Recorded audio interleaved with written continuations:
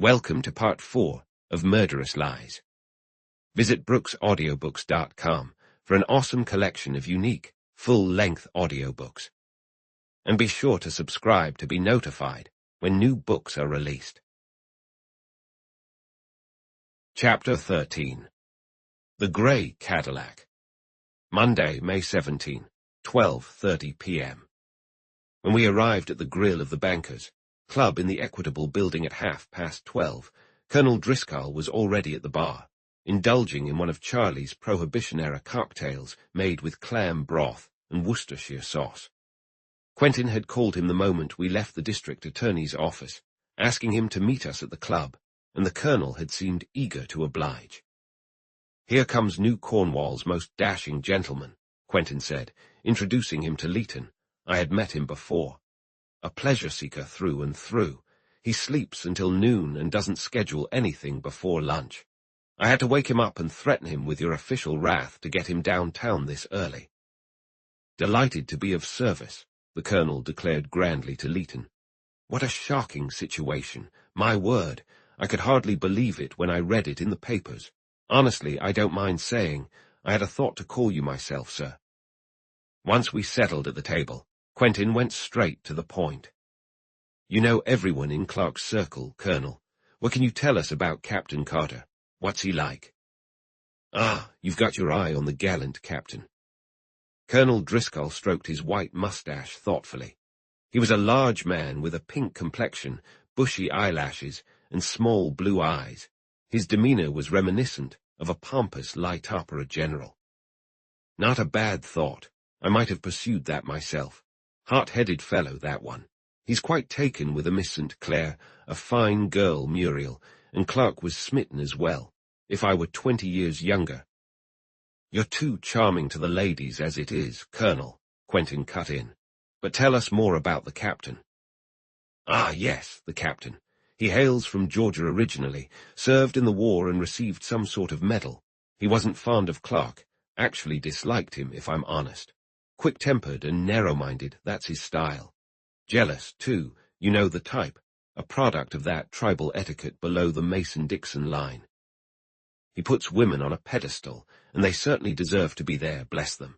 He'd go to jail for a lady's honor, a true defender of womanhood. A sentimental fellow, full of chivalry, the exact type to take care of a rival without a second thought. Bang, and it's over. A dangerous man to mess with. Clark was a total fool to pursue the girl knowing she was engaged to Carter. He was playing with fire. I'll admit I was tempted to warn him, but it wasn't my place to interfere. Bad form." "How well did Captain Carter know Clark?" Quentin asked. "I mean, how close were they?" "Not close at all," the colonel answered, waving his hand dismissively. "Not even a little. They weren't more than acquaintances, really. They ran into each other from time to time. Knowing them both fairly well, I've had them over for small gatherings at my modest home." "You wouldn't describe Captain Carter as a good gambler, level-headed and all that." "A gambler, ha!" the colonel scoffed, full of disdain. "He's the worst I've ever seen, played poker worse than a woman, too excitable, wore his heart on his sleeve, way too reckless." Then, after a thoughtful pause, he continued, "By George, I see what you're getting at. And you're absolutely right. It's these rash young men like him who start shooting at people they don't like." "The captain, I assume, is quite different in that respect from your friend, Leander Brady," Quentin remarked. The colonel seemed to consider. "Yes and no," he finally decided. "Brady's a cool gambler, that's true. He once ran his own private gambling house down on Long Island, roulette, Monte, baccarat, that kind of thing. And he hunted tigers and wild boars in Africa for a time. But Brady has his sentimental side, too, and he'd bet on a pair of deuces even when the odds are against him. Not a true scientific gambler. He's flighty in his impulses, if you catch my meaning. I'll admit, though, he could shoot a man, and have forgotten all about it in 5 minutes. But he would need quite a bit of provocation. He might have had it, you can't say for sure." "Brady and Clark were pretty close, weren't they?" "Very close. I always saw them together whenever Brady was in New Cornwall. They've known each other for years. They were what you'd call great friends back in the day. They even lived together before Brady got married. His wife is quite demanding, she keeps him in line, but she comes from money. Speaking of the ladies, Quentin said, what was going on between Clark and Miss St. Clair? Who can say? The Colonel replied thoughtfully. Muriel didn't take to Clark, that much is clear. Yet women are such complicated beings. Oh, endlessly complicated, Quentin agreed, somewhat tiredly.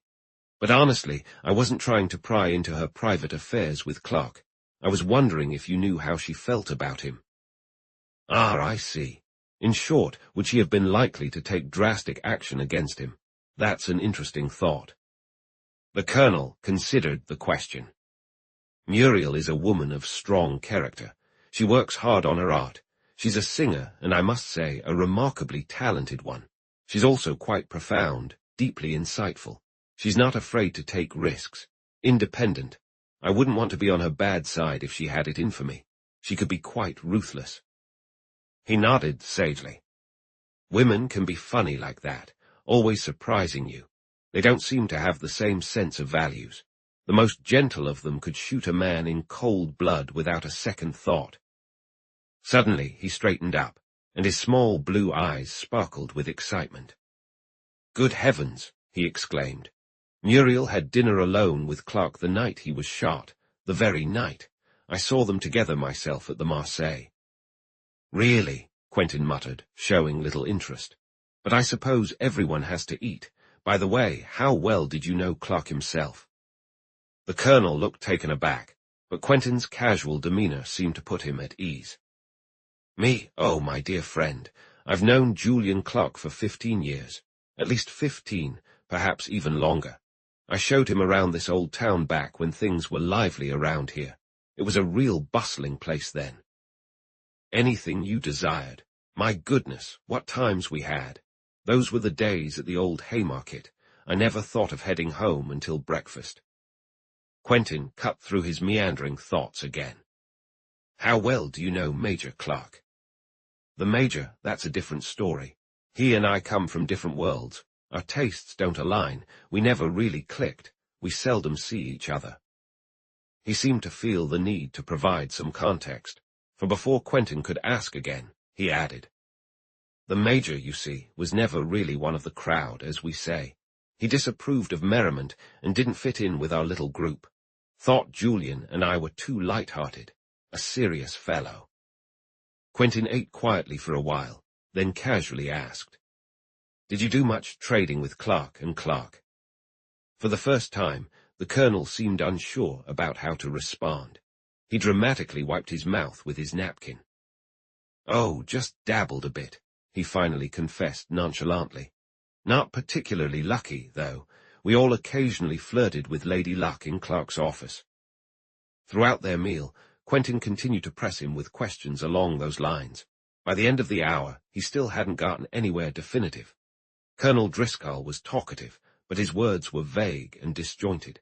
He often spoke in long digressions, filling his answers with winding opinions, making it nearly impossible to extract the few facts he offered. Nevertheless, Quentin didn't seem disheartened. He focused on Captain Carter's character and appeared especially interested in his personal connection with Clark. Brady's gambling habits also caught his attention, and he let the Colonel ramble on endlessly about his gambling house on Long Island and his hunting experiences in South Africa. He asked countless questions about Clark's other friends, yet hardly registered the answers. The entire conversation struck me as pointless, and I couldn't help but wonder what Quentin was really trying to uncover. I was convinced Leighton felt just as lost. He feigned polite interest, nodding appreciatively during the Colonel's long-winded speeches, but his gaze wandered now and then, and several times I caught him shooting Quentin a look of silent inquiry. There was no denying that Colonel Driscoll understood his people. Once we were back in the district attorney's office, having parted ways with our chatty guest at the subway entrance, Quentin collapsed into one of the comfortable chairs with a satisfied air. Quite entertaining, wasn't it? The Colonel has his merits as a suspect eliminator. Suspect eliminator, Leighton shot back. Thank goodness he isn't with the police. He'd have half the town locked up for taking aim at Clark. He is a bit bloodthirsty, Quentin conceded. He's hell-bent on getting someone behind bars for the crime. According to that old soldier, Clark's associates were nothing short of a gang of gunmen, not to mention the women involved. I couldn't shake the feeling that Clark had been exceptionally lucky not to have been shot full of holes long ago. It's clear, Quentin remarked, that you missed the enlightening gems hidden in the Colonel's thunderous rhetoric. Were there any? Leighton replied. At any rate, I wouldn't say they exactly dazzled me. And you found no comfort in his words. Only those in which he wished me a warm farewell. The goodbye didn't exactly leave me heartbroken. However, what the old fellow said about Carter could be taken as a confirmatory statement. It backed up, if backing up was necessary, the case against the captain. Quentin smirked cynically. Oh, of course. And what he said about Miss St. Clair would have strengthened the case against her as well, just last Saturday. Plus, what he said about Brady would have bolstered the case against that suave charmer, had you happened to suspect him. Am I right? Quentin had barely finished his sentence when Blake walked in to inform us that Emery from the Homicide Bureau had been sent by Forrest, and wished to see the district attorney if possible. When the man entered, I immediately recognized him as the detective who had discovered the cigarette butts in Clark's fireplace. With a brief look at Quentin and me, he went straight to Leighton. We've located the grey Cadillac, sir, and Sergeant Forrest thought you'd want to know immediately. It's parked in a small, single-car garage on 74th Lane near Amsterdam Avenue, and has been there for 3 days. One of the officers from the 68th Lane station found it and called headquarters. I rushed uptown right away. It's the correct car, fishing tackle and all, except for the rods, so I guess the ones found in Central Park did belong to this car after all. They probably just fell out. Apparently, a guy drove the car into the garage around noon last Friday and handed the garage on $20 to keep quiet. The guy's Italian and claims he doesn't read the papers. Anyway, he came through pretty quickly when I pressed him for details. The detective pulled out a small notebook. I checked the car's registration. It's listed under the name Leander Brady, 24 Elm Boulevard, Port Washington, Long Island. Leighton took this surprising news with a puzzled frown. He waved Emery off almost dismissively and sat there tapping thoughtfully on his desk. Quentin watched him, a playful smile on his face. It's really not a madhouse, you know, he said soothingly. I mean, don't you find any comfort in the Colonel's words now that you know Leander was around the neighborhood when Clark passed away? Damn your old Colonel, Leighton snapped. What concerns me now is how to fit this new information into the situation. It fits perfectly, Quentin replied. It completes the picture, so to speak. Are you seriously rattled to discover that Brady owned that mysterious car? Not having your gift of clairvoyance, I admit I am troubled by this fact. Leighton lit a cigar, a sign of his anxiety. You obviously, he added, with a hint of sarcasm, knew before Emery arrived that this was Brady's car. I didn't know, Quentin corrected him, but I had a strong suspicion. Brady was laying it on thick when he told us about his breakdown in the Catskills. Forrest's inquiry about his travel plans irritated him greatly. His pride was almost theatrical. Your hindsight is certainly helpful. Leighton remained silent, puffing on his cigar for a moment. I think I need to get to the bottom of this situation. He called for Blake. Contact the Ansonia, he instructed curtly. Find Leander Brady and tell him I want to meet him at the Stuyvesant Club at 6 o'clock. Make sure he knows he's expected. Have you considered, Leighton remarked once Blake had left, that this car incident might actually be useful? It's clear that Brady was in New Cornwall that night, and for some reason he didn't want that to be known. I wonder why he'd conceal it. He tipped us off about Carter's threat against Clark and strongly suggested we should keep an eye on him. Of course, he might just be upset that Carter won Miss St. Clair away from his friend, and this could be his way of getting a little back at him. On the other hand, if he was at Clark's house the night of the murder, he could have valuable information. Now that we know about the car, I believe he'll reveal what he knows. He'll tell you something, at least, Quentin commented. He's the sort of habitual liar who will say whatever he must as long as it doesn't put him in a bad light. I take it you, and the Cumean Sibyl could foresee what he's going to say. I can't speak for the Sibyl, mind you, Quentin replied with a smirk, but I have a feeling he'll claim to have seen the reckless captain at Clark's house that night. Leighton chuckled. I hope he does. I assume you'll want to be there to hear it. I wouldn't miss it for the world. Quentin was already at the door, ready to leave, when he paused and turned back to Leighton. I have one more small favor to ask. Get a background check on Brady, would you? Send one of your many assistants to Port Washington and have them investigate his behavior and social life. Instruct your agent to focus particularly on any matters involving women. I promise you, you won't regret it. Leighton looked outright confused by the request and seemed tempted to turn it down.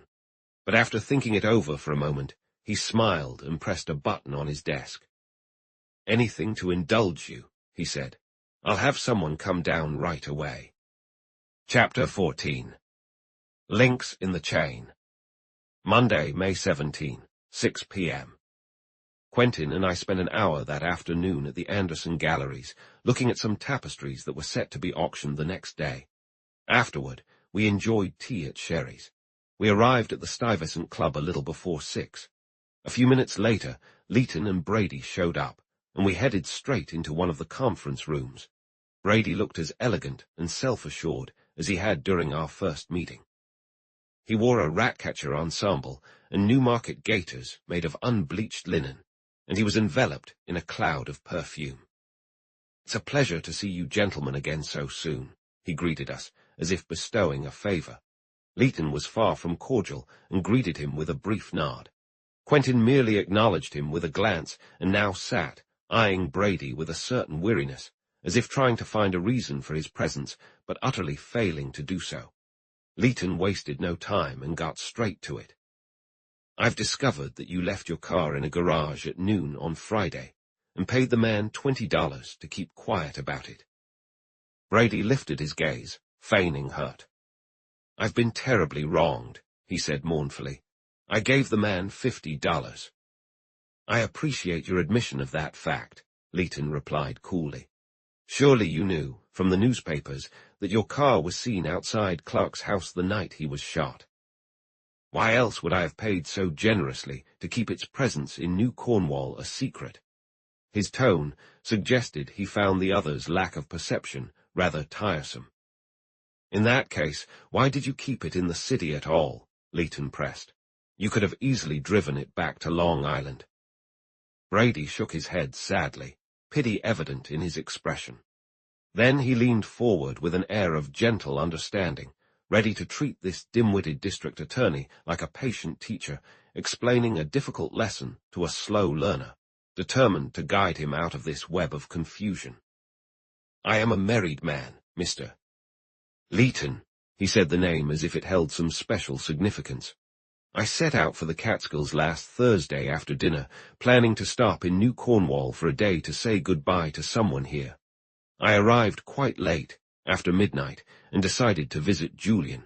But when I pulled up, the house was dark. So without bothering to ring the bell, I wandered over to Pietro's on 43rd Lane to grab a nightcap. I keep a little bottle of Hague and Hague there, but regretfully the place was closed, so I strolled back to my car. To think that while I was away, poor Julian was shot. He paused to adjust his eyeglass. The irony! I had no idea anything had happened to the poor fellow. How could I? I drove off, blissfully unaware of the tragedy, to a Turkish bath, where I stayed for the night. The following morning I read about the murder. Later editions mentioned my car. That's when I started to, should I say, worry? No, worry is not quite right. Let's say I became conscious of the precarious situation I might find myself in if the car was traced back to me. So I took it to the garage and paid the man to keep quiet about where it was, fearing that its discovery would complicate the matter of Julian's death. One might have thought, from his tone and the smug look he gave Leighton, that he had bribed the garage attendant purely out of concern for the district attorney and the police. "Why didn't you just continue on your trip?" Leighton asked. "That would have made it much less likely for anyone to find your car." Brady affected a look of sympathetic surprise. "With my dearest friend brutally murdered, how could I possibly seek distraction at such a grim time? I returned home and told Mrs. Brady that my car had broken down." "It seems to me you could have simply driven home in your car," Leighton pointed out. Brady offered a look of unending patience for the other man to take in and let out a deep sigh, which suggested that while he couldn't change how the world perceived things, he could at least lament its unfortunate lack of insight. "If I had been up in the Catskills, far from any news source, where Mrs. Brady thought I was, how would I have learned of Julian's passing until, perhaps, days later? Unfortunately, I hadn't mentioned to Mrs. Brady that I was actually staying in New Cornwall. The truth is, Mr. Leighton, I had my reasons for not wanting my wife to know I was in the city. Therefore, if I had hurried back immediately, she would, I regret to say, have suspected that I was breaking my journey. I simply chose the course that seemed easiest." Leighton was growing irritated with the man's smooth insincerity.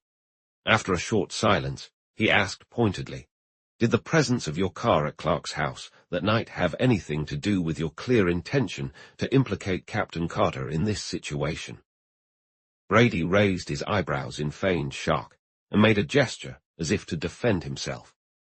"My dear sir," his voice was laced with deep offense at the other's unfair accusation, "if you detected any hint of suspicion against Captain Carter in my words yesterday, the only explanation I can offer is that I actually saw the captain in front of Julian's house when I arrived that night." Leighton cast a curious glance at Quentin and then turned back to Brady. "You're certain you saw Carter?" "I saw him quite clearly. I would have mentioned it yesterday had it not meant admitting my own presence there." "What if it had?" Leighton pressed. "It was crucial information, and I could have used it this morning." "You're putting your comfort ahead of the demands of justice, and that casts serious doubt on your actions that night." "You're being quite harsh, sir," Brady replied, his voice tinged with self-pity.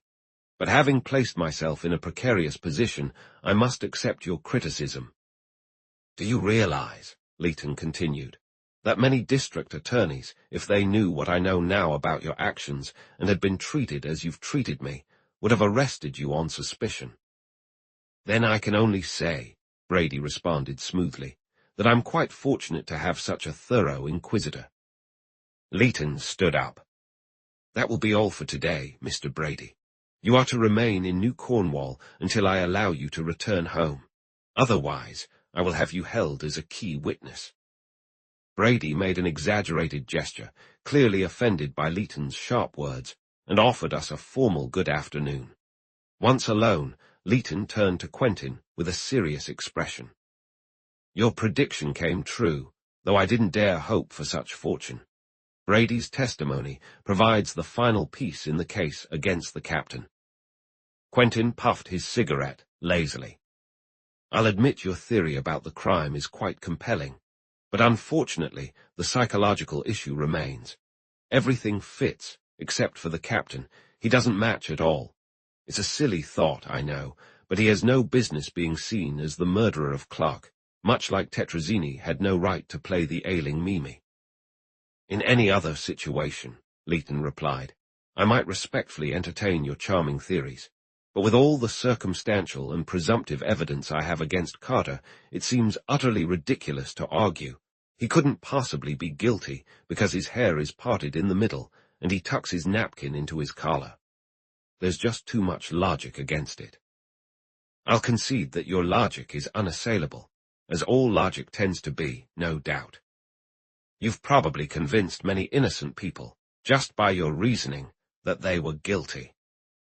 Quentin stretched out, feeling weary. "How about a light meal on the rooftop? That insufferable Brady has worn me out." On the summer dining room of the Stuyvesant Club, we found Major Clark sitting alone, and Leighton invited him to join us. "I have good news for you, Major," he said, as we placed our orders. I'm fairly certain I've located my suspect.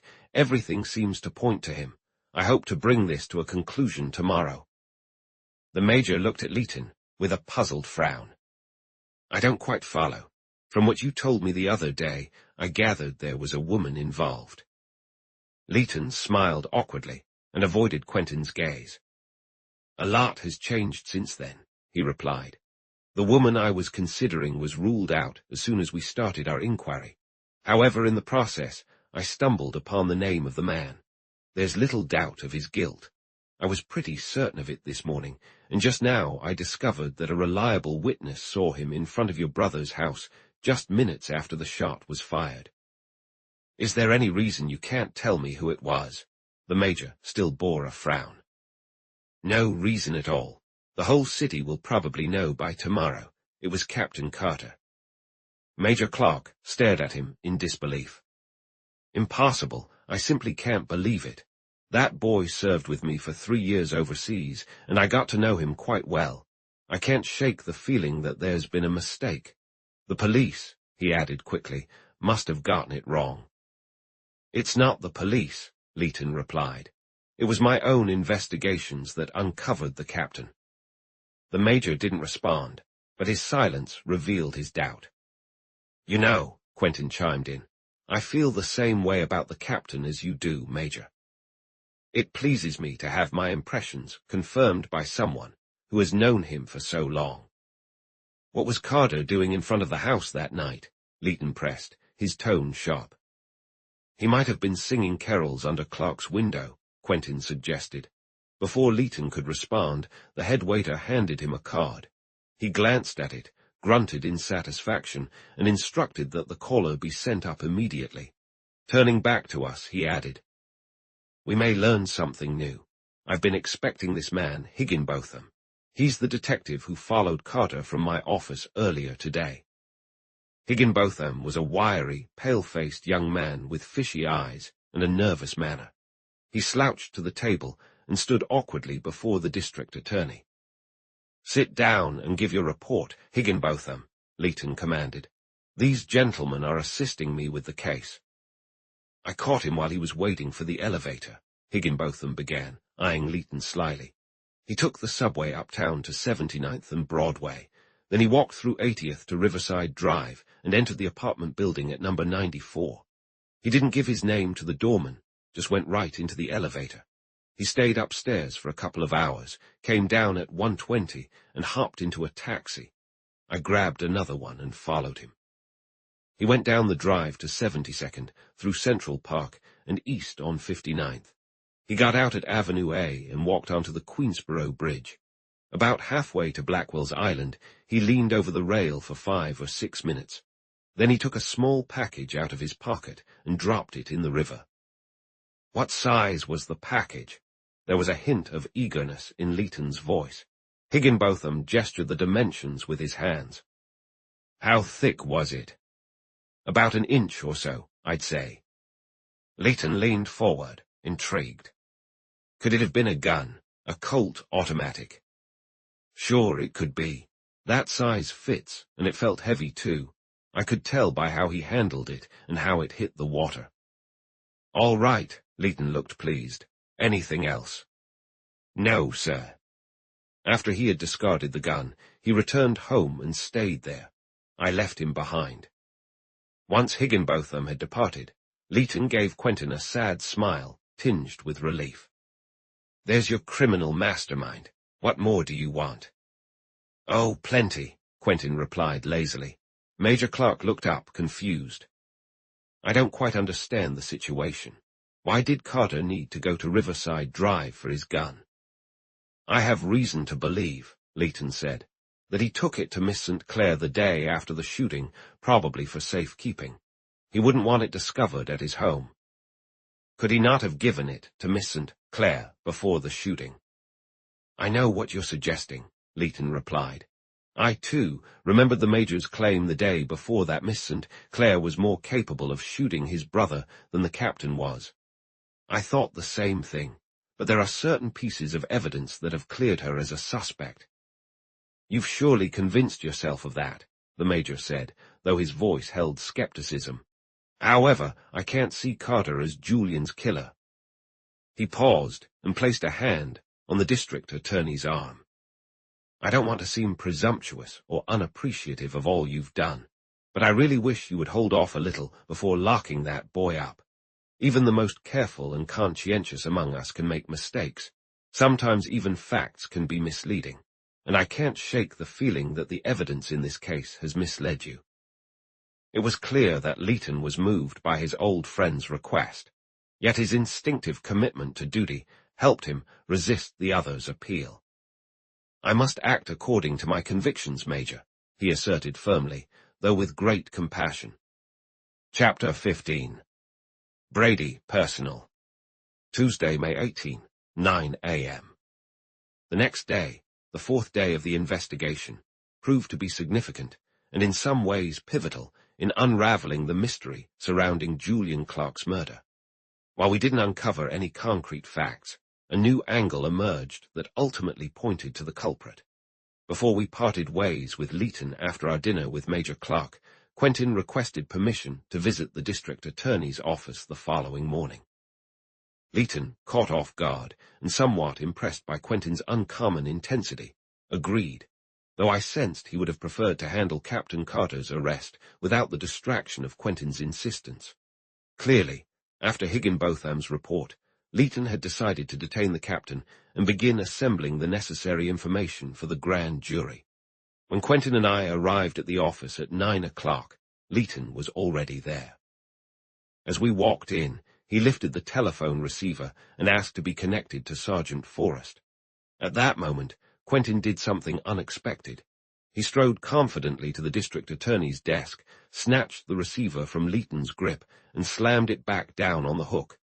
He then set the phone aside and placed both hands on Leighton's shoulders. Leighton, too shocked and bewildered to object, could only stare as Quentin spoke in a low, commanding tone, which was all the more compelling due to its gentleness. "I'm not going to let you arrest Carter. That's why I came here this morning. You will not order his arrest as long as I'm in this office, and can stop it by any means necessary. The only way you'll manage this reckless act is by calling your officers and having me forcibly removed. And I suggest you summon quite a few of them, because I'll give them the fight of their lives." What was astonishing about this threat was that Quentin was completely serious. Leighton understood he was serious. "If you decide to call in your goons," he continued, "you'll be the laughingstock of the city within a week, because by then everyone will know who really shot Clark. I'll be the popular hero and martyr, heaven help us, for going against the district attorney and sacrificing my precious freedom for the sake of truth and justice, and all that." The phone rang, and Quentin picked it up. "Not needed," he said, cutting the call immediately. He stepped back and crossed his arms. After a brief silence, Leighton spoke, his voice shaking with anger. "If you don't leave right now, Quentin, and let me handle this office myself, I'll have no choice but to call in those officers." Quentin smiled. He knew Leighton would never go that far. The issue between them was more intellectual than anything else, and though Quentin's actions had briefly escalated things to a physical level, there was no real danger of it continuing that way. Leighton's fierce look slowly shifted to one of deep confusion. "Why are you so damn interested in Carter?" he asked gruffly. "Why are you insisting he stay free?" "You clueless, infuriating idiot." Quentin worked hard to keep any trace of affection from creeping into his voice. "Do you honestly think I care what happens to some Southern Army captain? There are hundreds of Leacocks, all the same, with their broad shoulders and square jaws, their ridiculous outfits, and their outdated codes of chivalry. Only a mother could tell them apart. I'm concerned about you, my friend. I don't want you to make a mistake that will harm you more than it does Carter." Leighton's eyes softened. He grasped Quentin's intentions and forgave him, but he still firmly believed in the captain's guilt. He remained lost in thought for a while. After seeming to reach a decision, he called for Blake and requested that Phelps be brought in. "I've got a plan that might just wrap this whole matter up," he said, "and it'll be proof that even you, Quentin, cannot dispute." Phelps entered, and Leighton laid out his instructions. Go see Miss St. Clair right away. Find a way to talk to her and ask her what was in the package that Captain Carter took from her apartment yesterday and dumped in the East River. He gave a brief recap of Higginbotham's report from the previous night. Insist that she tell you, and let her know you're aware it was the gun that shot Clark. She'll likely refuse to answer and tell you to leave. Then go downstairs and wait for any developments. If she makes a call, listen in at the switchboard. If she sends a note to anyone, intercept it. And if she goes out, which I doubt, follow her and find out what you can. Let me know the moment you have any news. I understand, Chief. Phelps appeared to welcome the task and left with enthusiasm. Are such sneaky and eavesdropping tactics deemed acceptable in your profession? Quentin asked. I struggle to reconcile that behavior with your other qualities, you know. Leighton reclined and gazed up at the chandelier. Personal ethics don't really factor into this.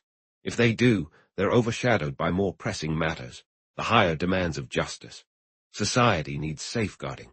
The citizens in this county look to me for their protection against criminals and wrongdoers. Sometimes, while fulfilling my duties, it's necessary to take actions that clash with my personal instincts. I have no right to endanger society as a whole because of a perceived ethical obligation to an individual. You understand, of course, that I wouldn't use any information gained through these questionable methods unless it revealed criminal activities by that person. In that case, I would have every right to use it for the benefit of the community. I suppose you're right, yawned Quentin, but I'm not particularly interested in society. I much prefer good manners over righteousness. As he finished speaking, Blake announced Major Clark, who wanted to see Leighton immediately. The Major was accompanied by a lovely young woman of about 22 with barbed blonde hair, dressed elegantly yet simply in light blue crêpe de chine. Despite her youthful and somewhat carefree appearance, she had a composed and confident demeanor that inspired trust right away. Major Clark introduced her as his secretary, and Leighton pulled out a chair for her to sit facing his desk. Miss Bower just shared some information with me that I believe is crucial for you to hear, said the Major, his tone unusually serious, and his eyes reflecting a blend of expectation and doubt. Please tell Mr. Leighton exactly what you told me, Miss Bower. The young woman lifted her chin gracefully and recounted her story in a clear, measured voice.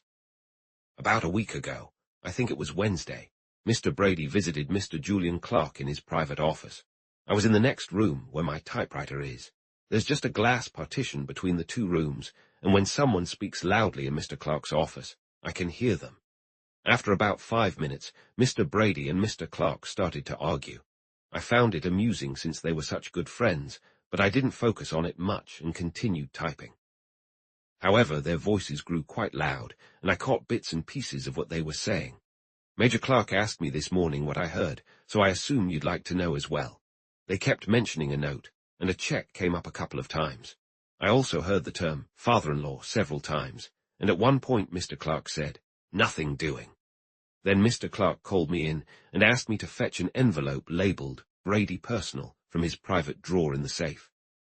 I got the envelope for him, but right afterward our bookkeeper called me for something, so I missed any more details.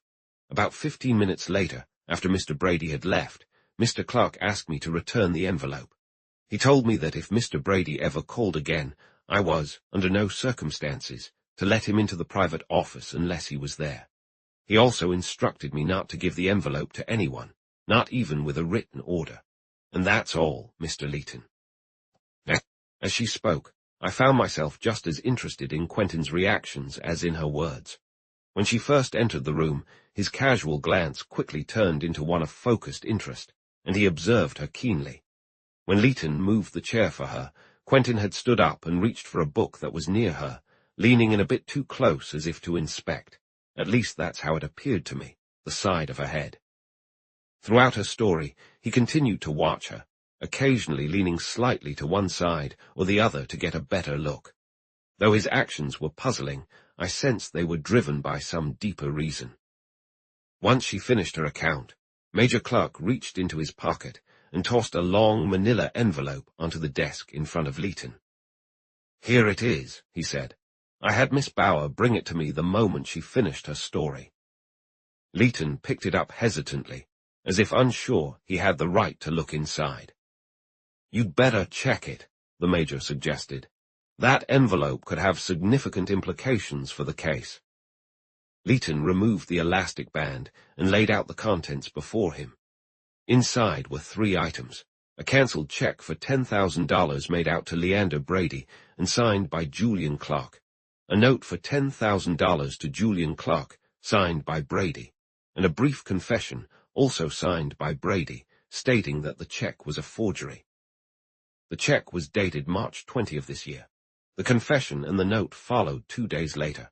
The note, which was for 90 days, was due on Friday, May 21, just 3 days away.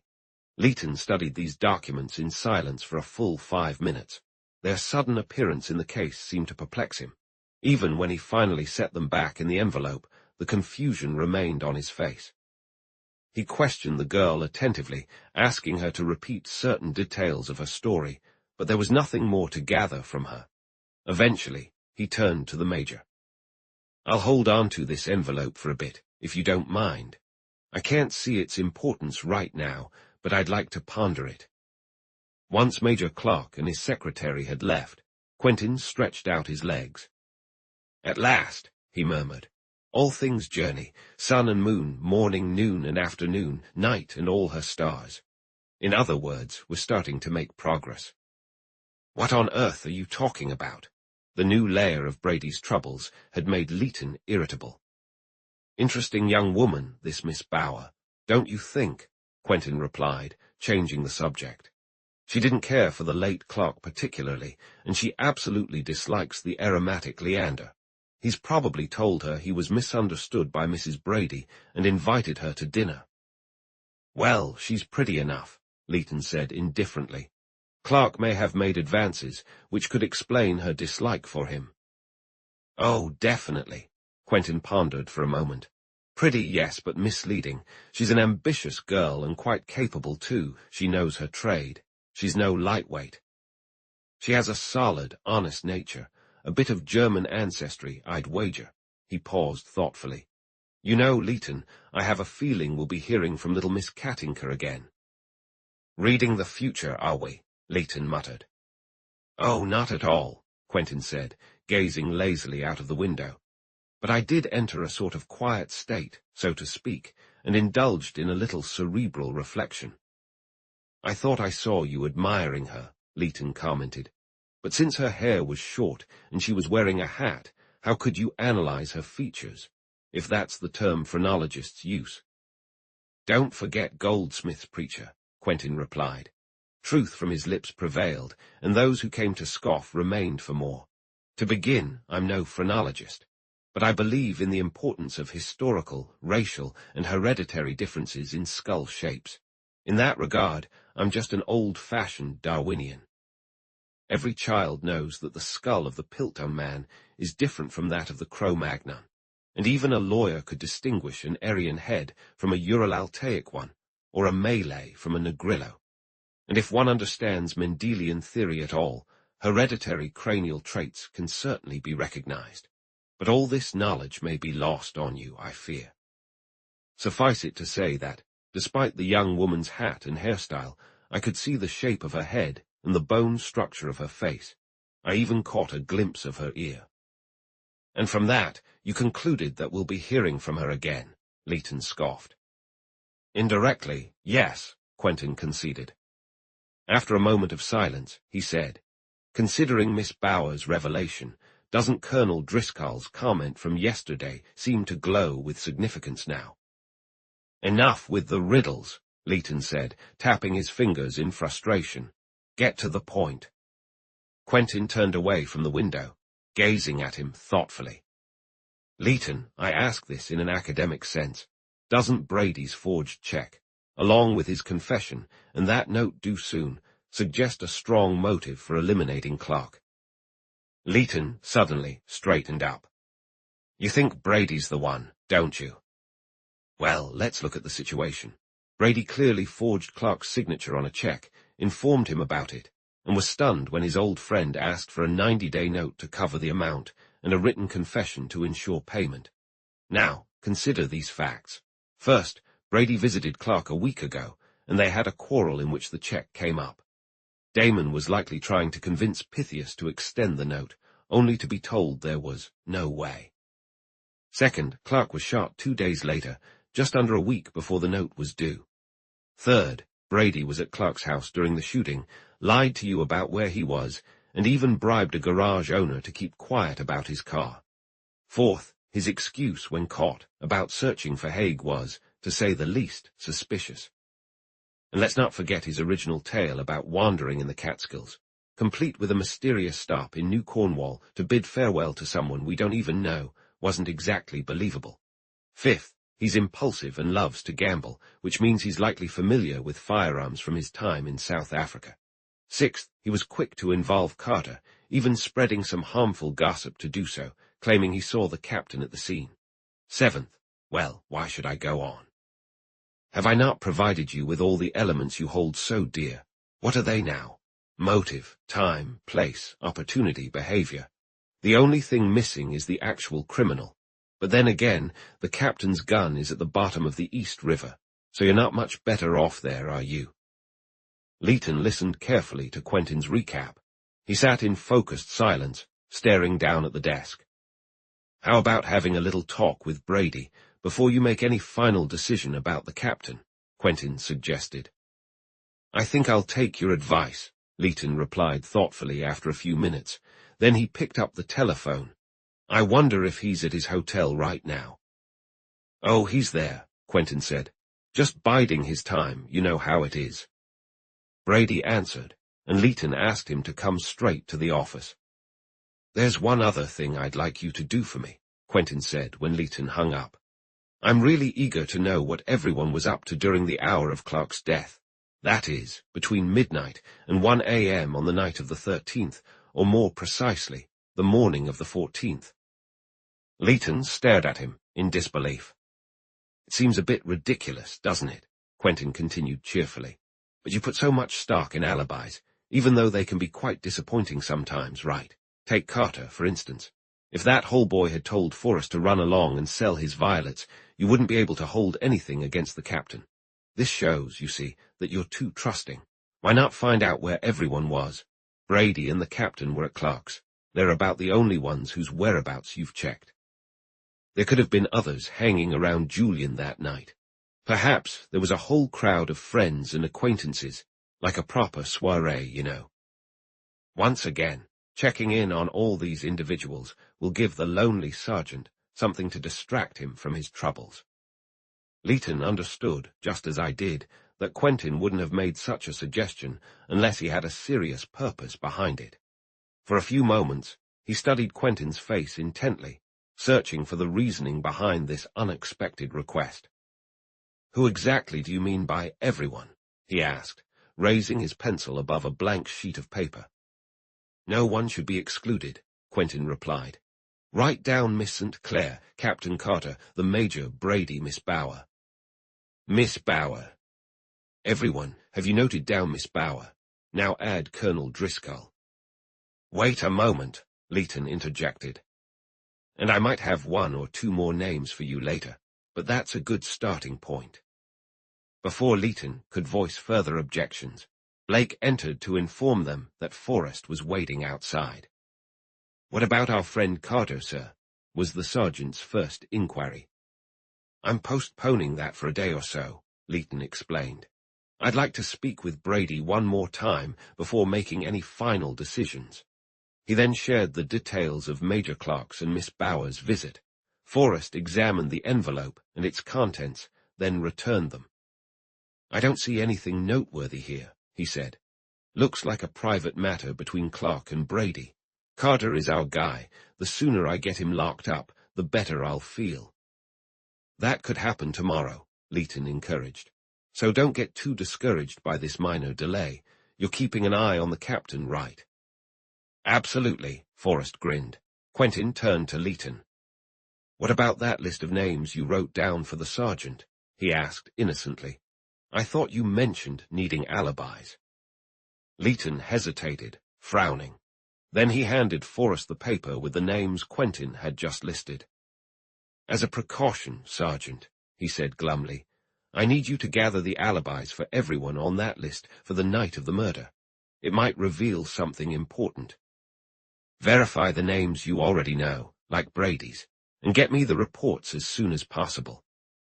Once Forrest had left, Leighton cast an irritated glare at Quentin. "Of all the annoying troublemakers," he started, but Quentin cut him off smoothly.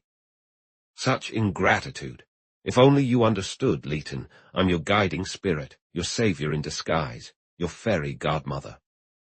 Chapter 16. Admissions and Suppressions. Tuesday, May 18, afternoon. An hour later, Phelps, the agent Leighton had sent to 94 Riverside Drive, walked in, beaming with satisfaction. "I believe I've got what you're looking for, Chief." His loud voice betrayed a hint of triumph. "I went up to the St. Clair woman's apartment and rang the bell. She answered the door herself, and once I stepped into the hallway, I started asking her about things. She flat out refused to answer. When I hinted that the package contained the gun used to shoot Clark, she just laughed and swung the door wide. 'Get out of my apartment, you disgusting creature,' she told me." He grinned. Rushed down the stairs, and I had barely reached the switchboard when her signal lit up. I let the boy get the number, then I stepped aside and listened in. She was talking to Carter, and her first words were, "They know you took the gun from here yesterday and tossed it in the river." That must have shocked him, because he was quiet for a long moment. Then he replied, calm and a bit too sweet, "Don't worry, Muriel. Just keep quiet for the rest of the day. I'll take care of everything in the morning." He made her promise to stay silent until tomorrow, and then he said goodbye. Leighton sat in thought, digesting the news. "What impression did you get from their conversation?" "If you want my opinion, Chief," the detective replied, "I'd bet anything that Carter is guilty, and she knows it." Leighton thanked him and let him go. "This sub-Potomac chivalry," Quentin remarked, "is quite the inconvenience. But aren't we due to engage in some polite conversation with our genteel Leander?" Almost as he spoke, the man was announced. He entered the room with his usual charm, but despite his smooth demeanor, he couldn't completely hide his anxiety. "Have a seat, Mr. Brady," Leighton said sharply. "It seems you have some explaining to do." He pulled out a manila envelope and laid its contents on the desk for the other man to see. "Could you please tell me about these?" "With great pleasure," Brady replied, though his voice lacked its usual confidence. He had lost some of his composure, and as he paused to light a cigarette, I noticed a slight nervousness in the way he handled his gold match safe. "I really should have mentioned these earlier," he admitted, gesturing towards the papers with a casual wave of his hand. He leaned forward, resting on one elbow, adopting a conspiratorial tone, and as he spoke, the cigarette wobbled between his lips. "It pains me to delve into this matter," he started, "but since it concerns the truth, I cannot complain. Our domestic situation leaves much to be desired. Oddly enough, my wife's father has taken an unreasonable dislike to me. He seems pleased to limit me to the barest financial support, even though it is truly my wife's money that he refuses to provide. A few months back, I used certain funds, $10,000 to be precise, which I later discovered were not meant for me. When my father-in-law found out about my mistake, I had to return the full amount to avoid any misunderstandings between Mrs. Brady and myself, misunderstandings that could have caused her considerable distress. I regret to say that I used Julian's name on a check, but I explained everything to him right away, offering him the note and this little confession as proof of my good intentions. And that's all there is to it, Mr. Leighton." "Was that what your fight with him last week was about?" Brady shot him a look of petulant surprise. "Oh, you heard about our little disagreement." "Yes, we had a small disagreement over the, shall I say, terms of the deal." "Did Clark insist that the note be paid when it was due?" "No, not exactly." Brady's tone turned ingratiating. "I implore you, sir, not to press me about my conversation with Julian. It was, I assure you, quite unrelated to our current situation. Indeed, it was of a very personal and private nature. He smiled earnestly. I will confess, however, that I went to Julian's house the night he was shot, intending to discuss the check with him. But as you know, I found the house dark and ended up spending the night in a Turkish bath. Excuse me, Mr. Brady, Quentin interjected, but did Mr. Clark accept your note without any security? Of course, Brady replied with a hint of annoyance. Julian and I, as I've explained, were the closest of friends. But even a friend, don't you think, Quentin countered, might request security on such a large sum? How could Clark be sure you'd be able to pay him back? All I can say is that he did know, Brady replied, with an air of measured calm. Quentin remained skeptical. Perhaps it was because of the confession you gave him. Brady rewarded him with a grin of approval. You understand the situation perfectly, he said. Quentin withdrew from the discussion, and even though Leighton questioned Brady for nearly half an hour, nothing more came to light. Brady held to his story in every detail and politely refused to delve deeper into his conflict with Clark, insisting it had no relevance to the case. Finally, he was allowed to leave. Not very helpful, Leighton remarked. I'm starting to agree with Forrest that we've uncovered a tangled mess in Brady's frantic financial dealings. You'll never stop being your sweet, trusting self, will you? Quentin lamented. Brady just gave you a first solid lead in this investigation, and you say he's not helpful. Pay attention to me and take note. Brady's account of the $10,000 is undoubtedly accurate. He took the money and forged Clark's signature on a check to cover it. However, I don't believe for a moment that there wasn't some sort of collateral involved along with that confession. Clark was not the sort of man, friend or not, who would part with that sum without some guarantee. He wanted his money back, not someone locked up. That's why I intervened and asked about the collateral. Naturally, Brady denied it, but when I pressed him about how Clark knew he would honor the note, he became evasive. I had to suggest that the confession might explain it, which indicated there was something else he wasn't mentioning. The way he leapt at my suggestion only supports my theory. Well, what does it matter? Leighton asked, sounding annoyed. Oh, if only I could cry, Quentin lamented. Can't you see there's someone else involved, someone connected to the collateral? It has to be that way. Otherwise, Brady would have spelled out the entire story of the argument, if only to exonerate himself. Yet, aware that he's in a tight spot, he refuses to share what happened between him and Clark that day in the office. Brady is protecting someone, and he isn't known for his nobility, mind you. So I ask, why? He leaned back, staring at the ceiling. I have an idea that feels like a whirlwind in my head, he continued, that once we find that collateral, we will also find the murderer. Just then, the telephone rang, and when Leighton picked it up, a look of surprise mixed with amusement crossed his face. He scheduled a meeting for 5:30 that afternoon with the caller, then hung up, laughing outright at Quentin. Your little inquiries have borne fruit, he said. Miss Bauer just called me confidentially from an outside line to say she has something to add to her story. She's coming here at 5:30. Quentin wasn't impressed by the news. I figured she'd call during her lunch break. Leighton shot him a searching look. There's something really strange happening around here, he said. Oh, absolutely, Quentin replied nonchalantly. Stranger than you could possibly imagine. For 15 or 20 minutes, Leighton tried to get him to talk, but Quentin suddenly seemed to have mastered the art of saying nothing with smooth charm. Leighton grew frustrated. I'm starting to think, he said, that either you had a role in Clark's murder or you're an incredible guesser. There is, you know, another possibility, Quentin responded. It could be that my artistic theories and philosophical insights, as you call them, are panning out, wouldn't you agree? A few minutes before we went to lunch, Blake announced that Tracy had just returned from Long Island with his report.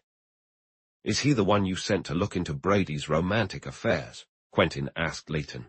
Because if he is, I'm all intrigued. He's the man. Send him in, Blake. Tracy entered, grinning smoothly, his black notebook in one hand and his pince-nez in the other. I had no trouble gathering information about Brady, he said. He's well known in Port Washington, quite a character, really, and it was easy to hear gossip about him. He adjusted his glasses carefully and glanced at his notebook. He married a Miss Hawthorne in 1910. She's wealthy, but Brady doesn't benefit much from it, since her father controls her money. Mr. Tracy, I must interject, Quentin said. Forget about the Miss Hawthorne and her generous father. Mr. Brady has already confided in us about his troubled marriage. Can you tell us, if you can, about Mr. Brady's extramarital affairs? Are there any other women? Tracy looked at the district attorney, unsure of Quentin's standing.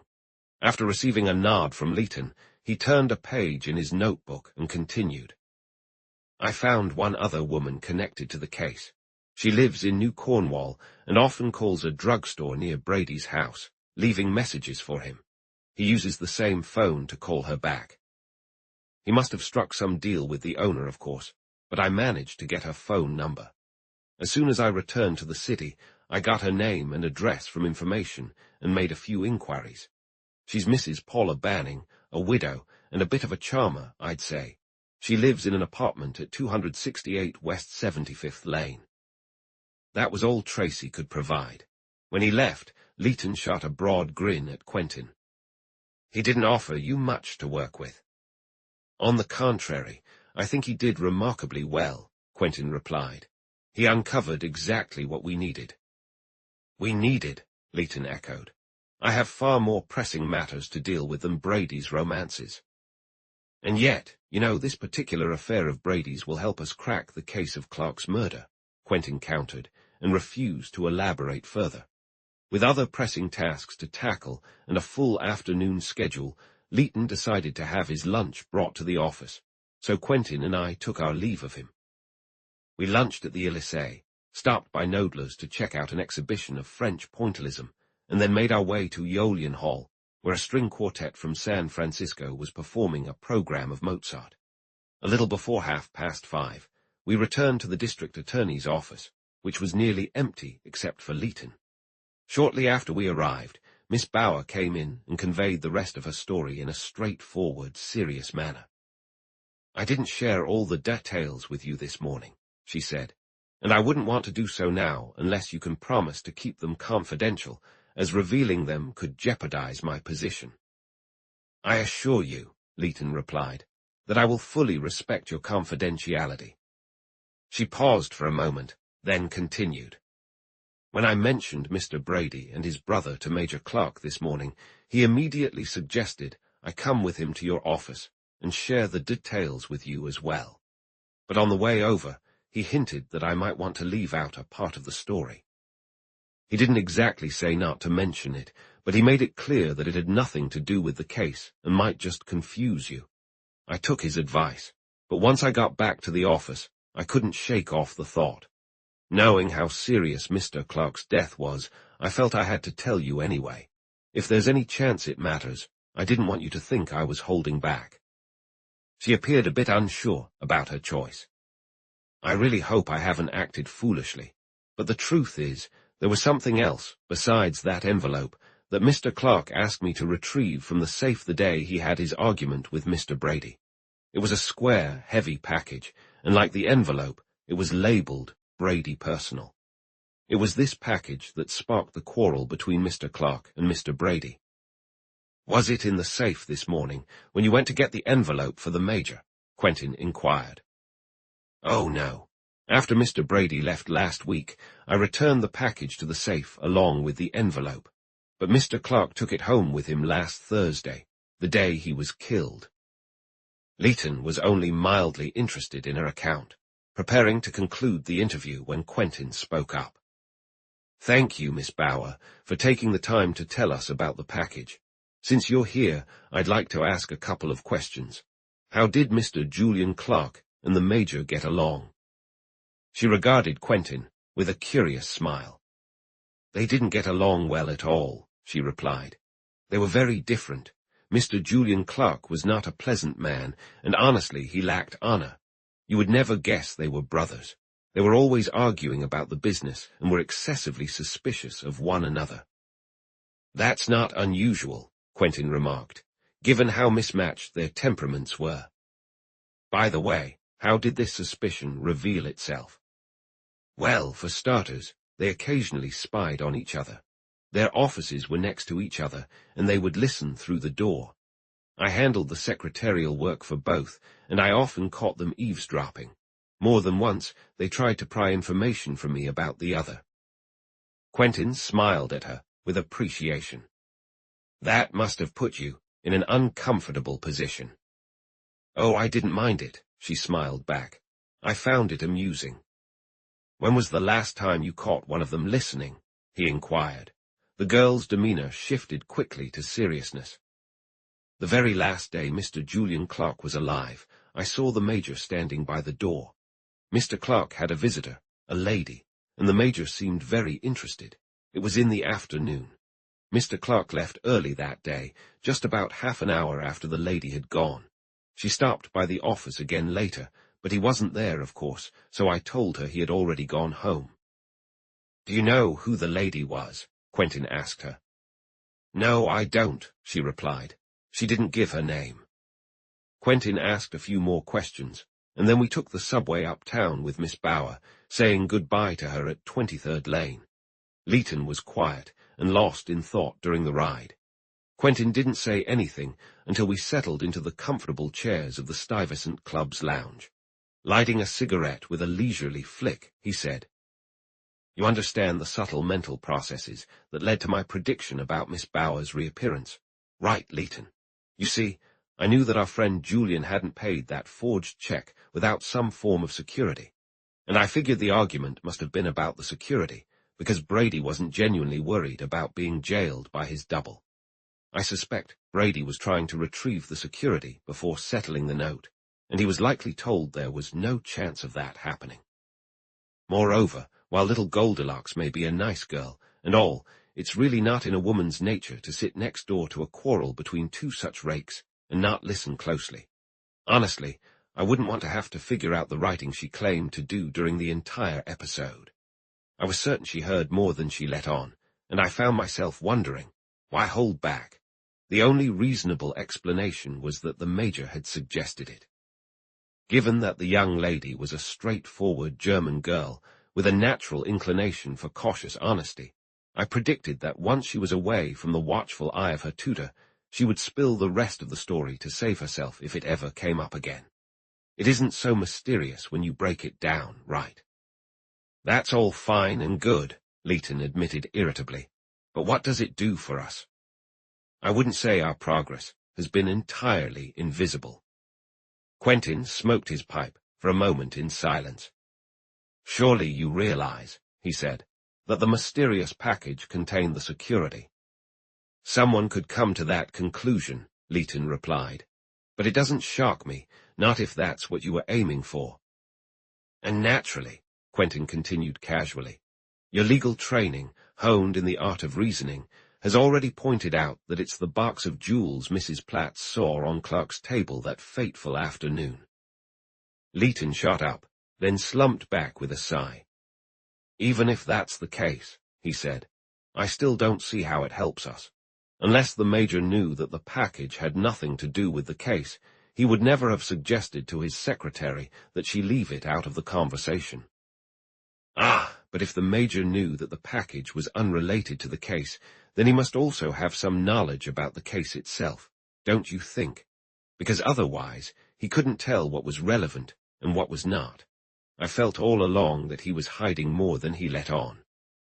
Don't forget, he pointed us to Brady, and was completely convinced that Captain Carter was innocent. Leighton contemplated this for several minutes. I think I'm starting to understand what you're suggesting, he replied slowly. Those jewels might actually play a significant role in the case. I believe I'll speak with the Major about it. Later that evening, after dinner at the club, Major Clark entered the lounge where we had gathered to enjoy our smoke, and Leighton approached him immediately. Major, would you be willing to assist me a bit more in uncovering the truth about your brother's death? He asked. The Major regarded him closely. The tone of Leighton's voice revealed a seriousness that belied the casual nature of the question. I certainly don't want to hinder your efforts, he said, carefully choosing his words. I would gladly provide any help I could, but there are a few things I simply can't share with you right now. If it were only myself to think about, he added, it would be a different story.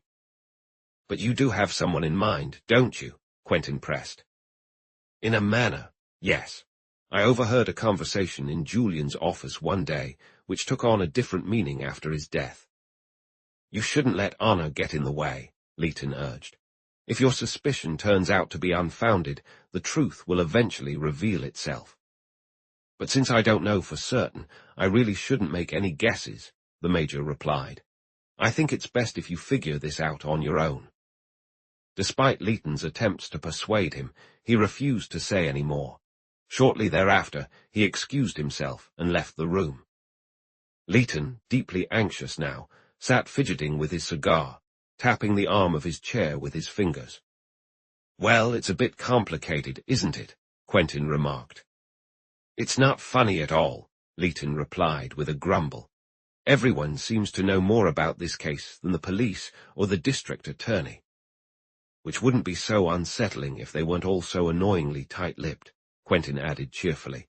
What's touching is that each of them seems to be staying quiet to protect someone else. Mrs. Platt started it all. She lied about Clark having any visitors that afternoon because she didn't want to involve his tea guest. Miss St. Clair outright refused to tell you anything, clearly not wanting to cast suspicion on someone else. The captain fell silent the moment you suggested his fiancée was involved. Even Leander wouldn't clear the air, afraid he'd implicate another. And now the Major. It's most irritating. But on the flip side, isn't it comforting, dare I say uplifting, to deal only with such noble, selfless individuals? Damn, Leighton set down his cigar and stood up. This case is getting to me. I'm going to sleep on it and tackle it in the morning. That age-old idea of sleeping on a problem is a bit of a myth, Quentin said as we stepped out onto Madison Avenue.